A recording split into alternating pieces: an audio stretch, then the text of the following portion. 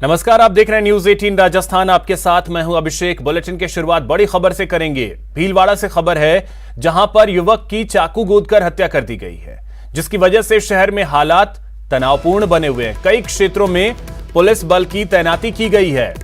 हिंदू संगठनों की तरफ से बंद का आह्वान किया गया है। भीलवाड़ा शहर में नेटबंदी के आदेश दिए गए। दो पक्षों में बवाल हुआ था।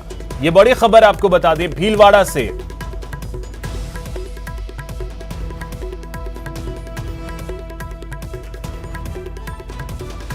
तो कई क्षेत्रों में पुलिस बल की तैनाती की गई है। हिंदू संगठनों की तरफ से बंद का आह्वान किया गया है।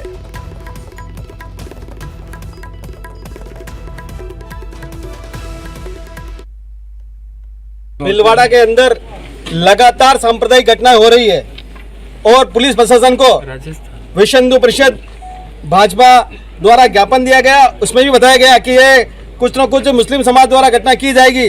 और आज इन्होंने कावाखाड़ा क्षेत्र कोतवाली थाना क्षेत्र के अंदर एक हिंदू समाज के युवाओं को चक्कू मार के मर्डर कर दिया गया। उसका 8-10 आदमी थे ये।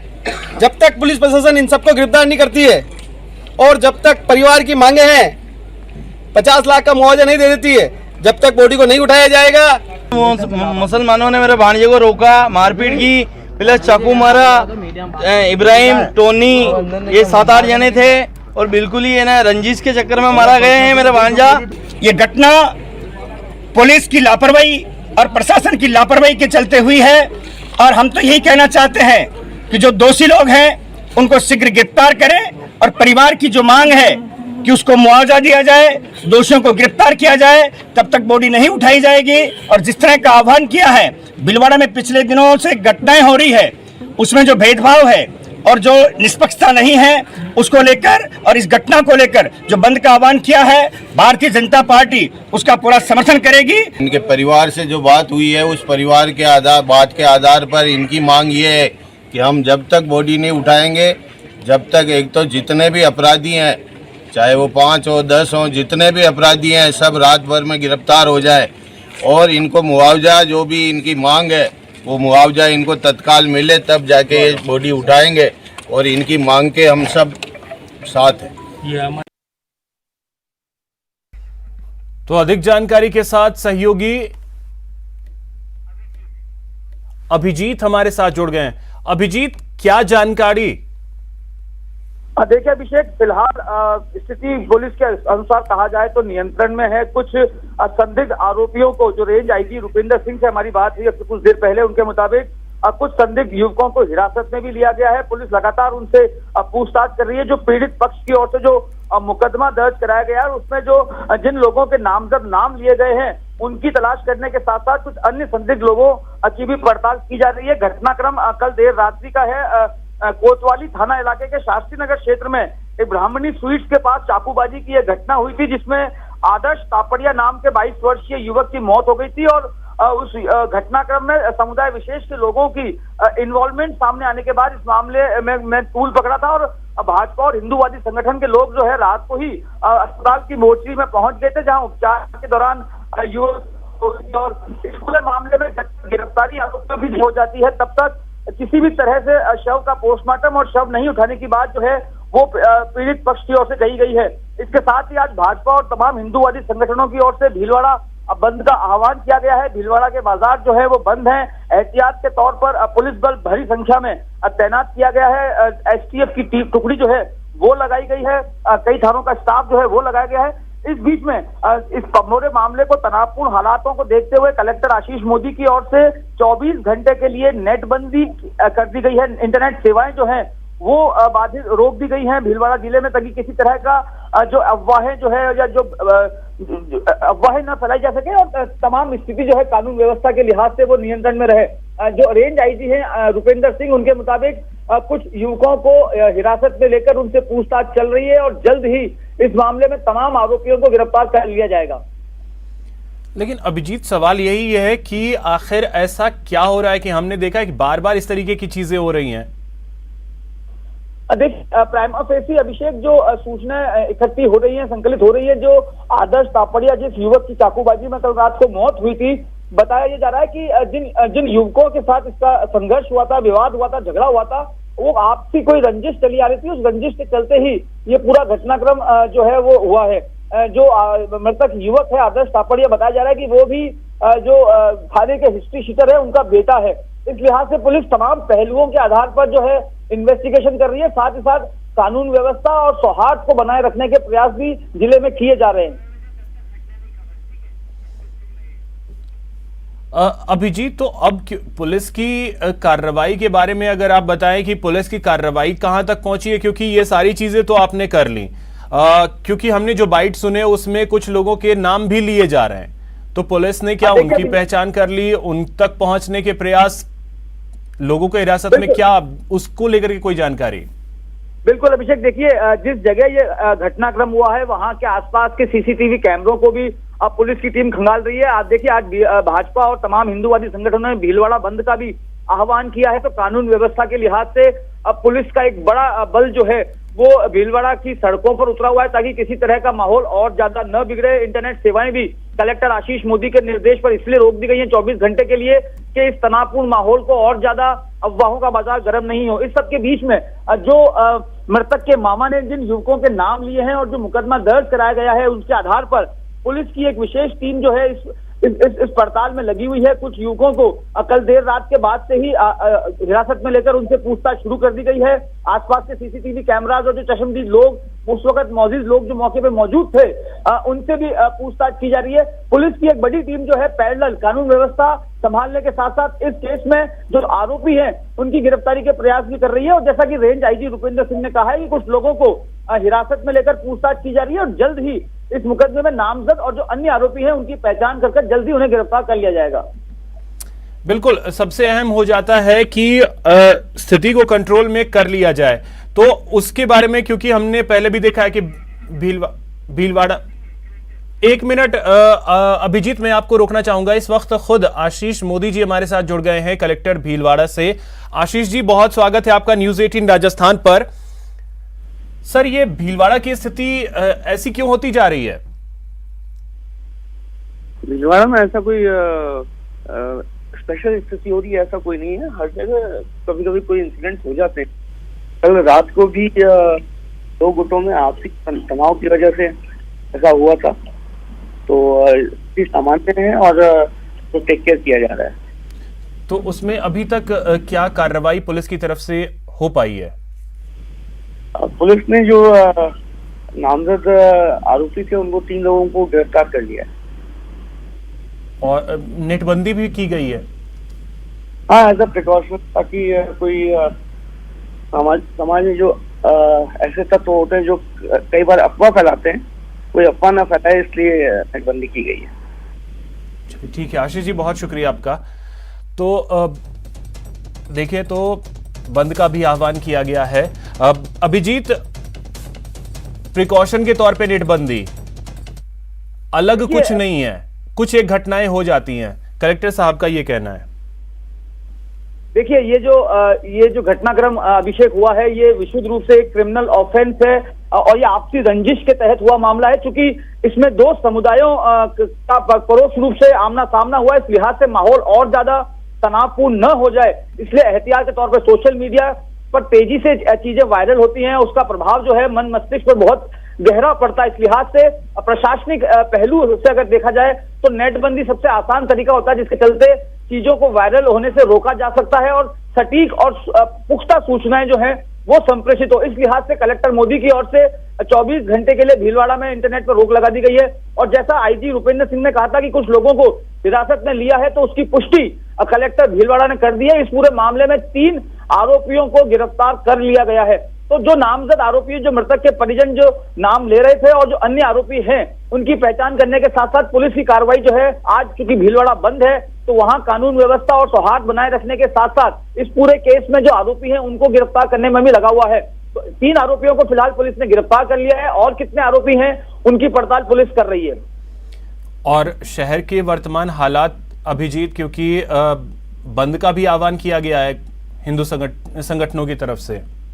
देखिए, बंद को लेकर अभी तक किसी तरह के कोई तनाव की या उपद्रव की या ऐसी नहीं, बंद का असर क्या दिख रहा है? बंद का असर देखिए, चूंकि अभी सुबह के 9 ही बजे हैं अभिषेक, तो बाजार खुलने का समय अब धीरे धीरे शुरू होगा। लेकिन जो हिंदूवादी संगठन है और भाजपा के जो कार्यकर्ता हैं, वो व्यापारी संगठनों से बात करके उन्होंने अपने बाजार बंद रखने का आह्वान किया है। आंशिक रूप से अभी बाजार पूरे नहीं खुले हैं भीलवाड़ा के, क्योंकि 9 बजे का ही वक्त है। एक बार 10 बजे के बाद किस तरीके से स्थिति बनती है वो देखने वाली बात होगी। लेकिन फिलहाल बाजार जो है भीलवाड़ा के बंद है, इक्का दुक्का दुकानें ही खुली हुई हैं। चलिए, बहुत शुक्रिया अभिजीत आपका तमाम जानकारी के लिए। तो भीलवाड़ा शहर में नेटबंदी कर दी गई है। चाकूबाजी के दौरान युवक की हत्या हुई, 3 लोगों को हिरासत में लिया गया है। ये क्लियर किया है आशीष मोदी जी ने, जो कि कलेक्टर हैं भीलवाड़ा के। उन्होंने ये क्लियर किया कि 3 लोगों की गिरफ्तारी हुई है। एहतियातन नेटबंदी कर दी गई है। हालात अभी कंट्रोल में हैं। हाँ,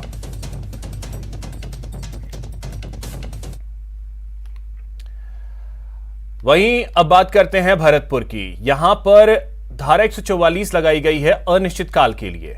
2 समुदाय में यहां बवाल हुआ था। सर्च ऑपरेशन के दौरान पत्थर बरामद हुए थे। शहर में सभी छतों का ड्रोन के जरिए सर्वे कराया जाएगा। पत्थर रखने वालों के खिलाफ कार्रवाई होगी।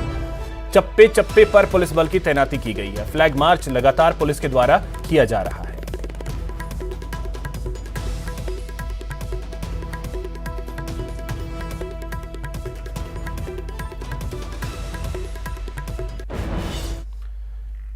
बाड़मेर जिले के शिव थाना इलाके के भियाड़ गांव में पिस्टल के दम पर युवती को अगवा करने का एक सनसनीखेज मामला सामने आया है। इस दौरान बदमाशों ने परिवार के 4 लोगों पर जानलेवा हमला भी कर दिया, जिससे चारों गंभीर रूप से घायल हो गए। घायलों को बाड़मेर जिला अस्पताल में भर्ती करवाया गया है। बीच बचाव करने आए पड़ोसियों पर भी बदमाशों ने फायरिंग की।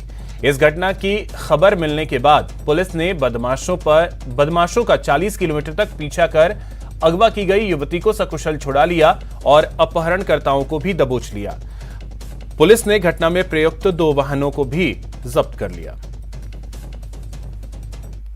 रात को सो रहे थे, अभी बैठे थे, उतने में भवरलाल नागरदा का ढूंढवाड़ है वो आया है और हमारे ऊपर मेरी मम्मी विकलांग है, मेरे पापा भी विकलांग है, मेरी बहन और हम 4 भाई बहन है। चारों भाइयों बहनों को मारा पीटा और एक छोटी वाली बहन है उसको जबरदस्ती उठा के ले गए है। हमारे ऊपर पिस्टल भी तानी है, फायरिंग भी करी है पिस्टल से और हमारे लठ मारे है पीछे और मेरी जानलेवा हमला किया है। हमको बहुत बुरी तरीके से पीटा था। हम छत पे सो रहे थे, हमको पता नहीं, वो ऊपर सीधे खंभे से चढ़कर आए, बिजली के खंभे से हमको बुरी तरीके से मारा। मुझे घसीट ऊपर से छत से नीचे डाला, फिर घसीट के गाड़ी में डाला और मेरे बाल खींचे। मुझे बहुत बुरे तरीके से पीटा और पिस्टल से फायरिंग की। बोला इस पे पिस्टल लगा के इसको मार दो। मेरे मम्मी पापा विकलांग हैं, मेरे मम्मी पापा को भी बहुत मारा। कोटा में चाकूबाजी की वारदात थमने का नाम नहीं ले रही है। पिछले 24 घंटे में यहां चाकूबाजी की 2 वारदातों में 2 युवक घायल हो गए, जिन्हें इलाज के लिए MBS अस्पताल में भर्ती करवाया गया है। पहली घटना नाता करनी नगर इलाके की है, जहां शराब के पैसे देने से इनकार करने पर एक 18 साल के युवक पर चाकू से ताबड़तोड़ हमला किया गया। इस हमले में घायल हुए सोनू अपनी मां के साथ ईंट भट्टे पर मजदूरी करता है। दूसरी तरफ चंबल पुलिया इलाके की है, वहां 24 साल के ब्रह्मानंद की नकदी छीनने के लिए बदमाशों ने उस पर चाकू से हमला कर दिया। पुलिस दोनों मामलों की जांच कर रही है। मामला है जब मेरे साथ क्या है, वहाँ से चौराहे से लेके एक बेजार को ले गया था। 1-2 दिन काम करा था। मैं जा रहा था कुनेड़ी देवराज के पास, उसने बुलाया। उन्हें बुलाने के बाद में क्या हुआ, उन्होंने डायरेक्ट चाकू मार दिया। कितने चाकू मारे? 2 चाकू मारे। कहाँ पे मारे? एक तो गर्दन पे और एक जांघ पे।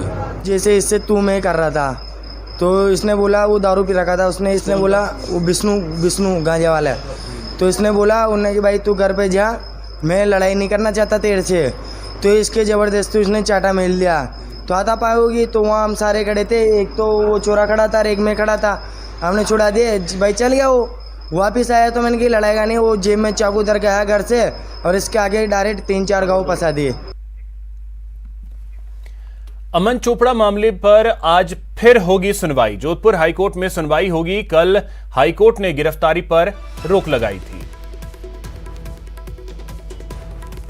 तो अमन चोपड़ा मामले की आज एक बार फिर से सुनवाई होगी। और आपको बता दें कि जोधपुर हाईकोर्ट ने कल अमन चोपड़ा को बहुत बड़ी राहत दी थी और गिरफ्तारी पर रोक लगा दी थी। इस दौरान हाईकोर्ट ने कई तल्ख टिप्पणियां भी की थी, जिसमें हाईकोर्ट ने पूछा भी था कि 302 के जो आरोपी हैं उन्हें तो आप गिरफ्तार कर नहीं रहे। अमन चोपड़ा के मामले में बीजेपी प्रवक्ता शहजाद पूनावाला ने बड़ा बयान दिया है। उन्होंने कहा कि राजस्थान की सरकार अमन चोपड़ा जैसे स्वतंत्र पत्रकार को पुलिस के जरिए दबाना और डराना चाह रही है। प्रेरित होकर एक पत्रकार को डराने धमकाने के लिए बार बार उसका गलत इस्तेमाल किया जा रहा है। आज सवाल यह पैदा होता है कि राजस्थान नंबर 1 है महिला अपराध में, राजस्थान नंबर 1 है महिला उत्पीड़न में, राजस्थान नंबर 1 है दलितों के उत्पीड़न में, राजस्थान में आए दिन करौली जैसी हिंसात्मक घटनाएं होती है। इसमें पुलिस का काम ज्यादा जरूरी है, परंतु एक पत्रकार को कैसे डराया जाए, उसको किस प्रकार से प्रताड़ित किया जाए, इस भावना के साथ आज भी राजस्थान की पुलिस नोएडा में, दिल्ली नोएडा में क्यों है? क्यों अशोक गहलोत जी अब इस आदेश के बाद भी उन पुलिस वालों को बुलाकर जो असली काम है उनका वो नहीं करने दे रहे हैं? तो कहीं ना कहीं ये कांग्रेस पार्टी की तानाशाही मानसिकता है, इमरजेंसी वाली मानसिकता है कि बार बार लोकतंत्र के चौथे स्तंभ पर हमला करने के लिए वो पुलिस का एक गेस्टापो फोर्स की तरह गलत इस्तेमाल करती है। रेप के आरोप में घिरे मंत्री महेश जोशी के बेटे रोहित जोशी की मुश्किलें लगातार बढ़ती जा रही हैं। मामले को लेकर बीजेपी नेता सरकार को लगातार घेर रहे हैं। वहीं अब कांग्रेस विधायक दिव्या मदेरणा ने पुलिस की कार्यप्रणाली पर सवाल खड़े कर दिए। उन्होंने ट्वीट कर कहा कि दिल्ली के सदर बाजार थाने में दर्ज 0 एफआईआर की जांच की जा रही है, पर डीजीपी पुलिस प्रशासन भी मेरे सवाल का जवाब दें। उन्होंने पूछा कि एफआईआर दर्ज करने से इनकार करने वाले अधिकारियों के खिलाफ राजस्थान पुलिस की ओर से प्राथमिकी दर्ज क्यों नहीं की गई। इस मामले में डीजीपी को तुरंत विभागीय जांच का निर्देश देना चाहिए। वहीं इस मामले पर ट्विटर पर एक सवाल के जवाब में उन्होंने कहा कि हमारी सरकार इस तरह के मुद्दों के बारे में बहुत गंभीर है। मैंने पुलिस प्रशासन पर सवाल उठाया है क्योंकि यह कुछ पुलिस अधिकारियों की सरासर लापरवाही है जो सरकार पर संदेह पैदा करती है। ऐसे अधिकारियों के खिलाफ तुरंत कार्रवाई होनी चाहिए।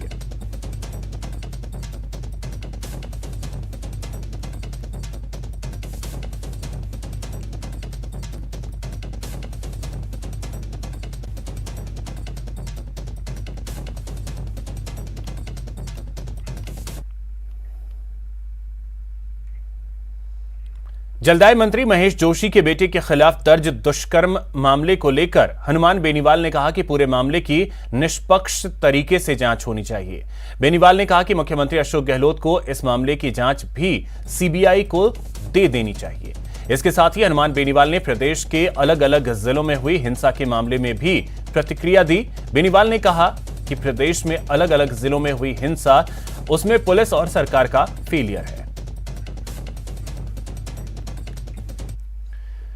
एक बड़ी खबर आपको बता दें, कानून व्यवस्था पर आज मुख्यमंत्री अशोक गहलोत बैठक लेंगे। लॉ एंड ऑर्डर की समीक्षा करेंगे मुख्यमंत्री अशोक गहलोत।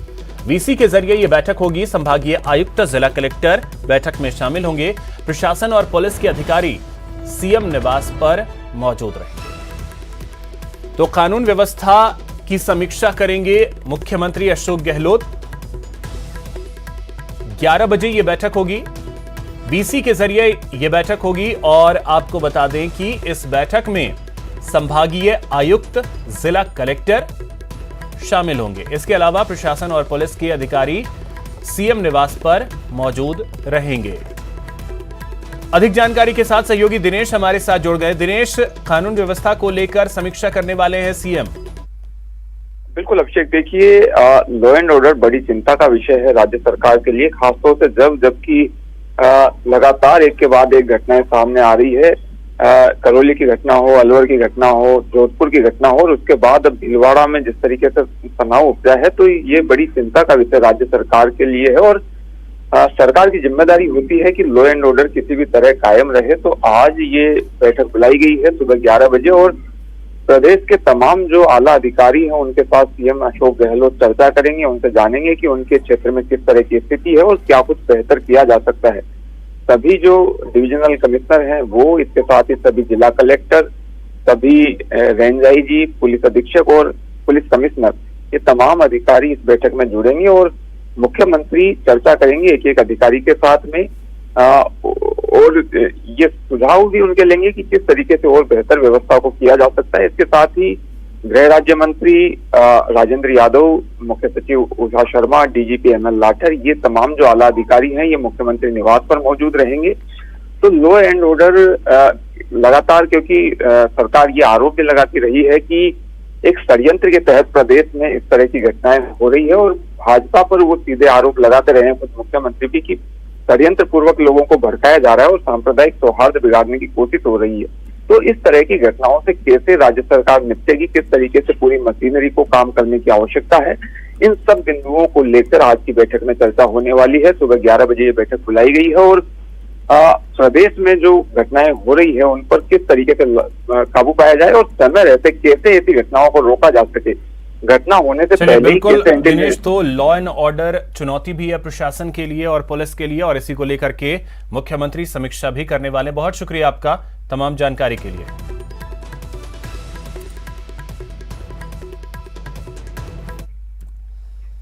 फिलहाल इतना ही, नमस्कार।